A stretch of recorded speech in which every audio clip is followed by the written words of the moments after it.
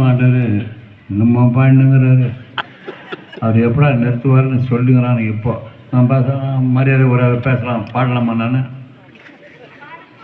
நான் முதலாக புரட்சி கொண்டு வந்த பாட்டு தமிழ்நாட்டில் என் பாட்டு தான்.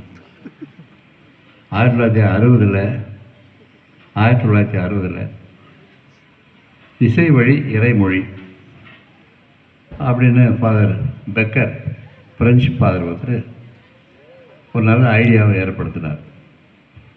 இசை வழி இறைமொழி, சும்மா வாயால் சொல்லுங்கிறத விட ஒரு இசை வாயிலாக, ஒரு கலை வழியாக கடவுளுடைய வார்த்தை சொல்லும்போது எல்லாம் ஏற்றுக்குவாங்க. இப்போ கலைக்கே அர்த்தம் இல்லாத போச்சு, கலை எல்லாம் கலைஞ்சி போனதாக போச்சு. அப்போ அவளே கிடையாது. அது ஒரு நாள் வந்து சின்னப்பா இந்த சங்கீதத்துக்கு இசை அமைக்க முடியுமான்னு கேட்டார். எப்போ கேட்டார்னா காலையில் 6 மணிக்கு கேட்டார். இப்போ யாரும் 6 மணிக்கெல்லாம் எழுந்திரிக்கிறதுலாம் கிடையாது. யார் எழுந்திரிக்கிறது? ரிலீஜியஸும் எழுந்திரிக்கிறது, சாமியார்களும் எழுந்திரிக்கிறது கிடையாது. நாங்களாம் எழுந்துச்சு இருப்போம். காரணம் என்ன? எங்கள் வயிற்றில் ஒன்றும் இல்லை, பட்டினி பசி. அது ராத்திரிலாம் தூங்கி நடந்ததுனால அது வெளிச்சம் வந்தோடனே எழுந்திரிக்கணும்னு ஒரு 6 மணிக்கு வந்து கேட்டார். காலையில் 6 மணிக்கு. என்ன ஃபாதர், எவ்வளோ நேரம், எப்போ வேணும் ஃபாதர்னு கேட்டேன். 1/2 மணி நேரம். 1/2 மணி நேரத்தில் பாட்டு அவர் அமைச்சு கொடுக்கணுமா? அது ஒரு சேலஞ்சு என்ன கேட்குறாரு. சரி ஃபாதர், நான் 1/2 மணி நேரம் பொறுத்து வருவேன், நீங்கள் ரெடி பண்ணி வைங்கன்னு.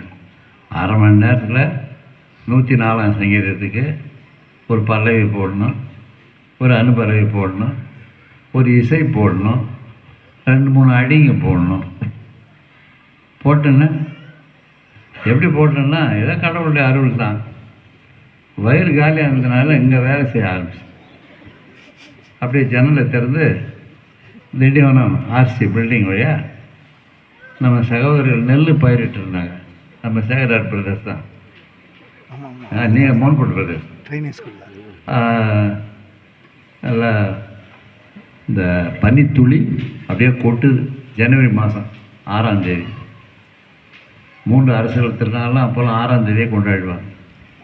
அப்படியே கொட்டுது. நெற்பயிர் அப்படியே அசந்தாடி கொண்டு இருந்தது.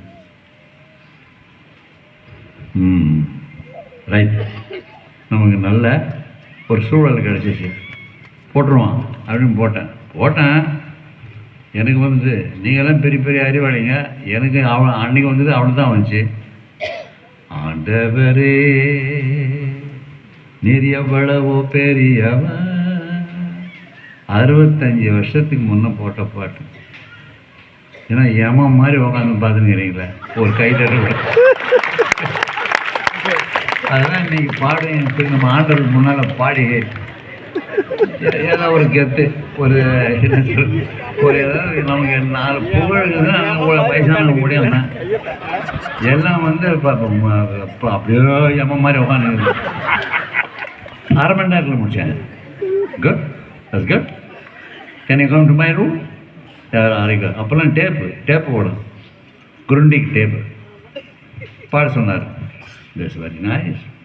அதோட நேரத்தில் அவர் ஒரு ஃப்ரெஞ்சு மேன் இல்லையா, பெக்கர், ஒரு நல்ல ஸ்லைடெல்லாம் ஏற்படுத்தினார். ஒரு 100-150 ஸ்லைடு பண்ணிட்டார். ஆண்டவரே உன் பெருமைமாக அது ஒரு 5 ஸ்லைடு பண்ணிவிடுவார். மைக்கேல் ஜான் தான் அவருக்கு ஹெல்ப் பண்ணுறவர், அது போட்டு காட்டணும் டிரைவர். அது எல்லா இடத்துலையும் போட்டு காமிச்சிட்டு இந்த பாட்டு ஓட சின்னப்பா எக்ஸ்ட்ராடினரி சக்ஸஸ் அப்படின்னார்.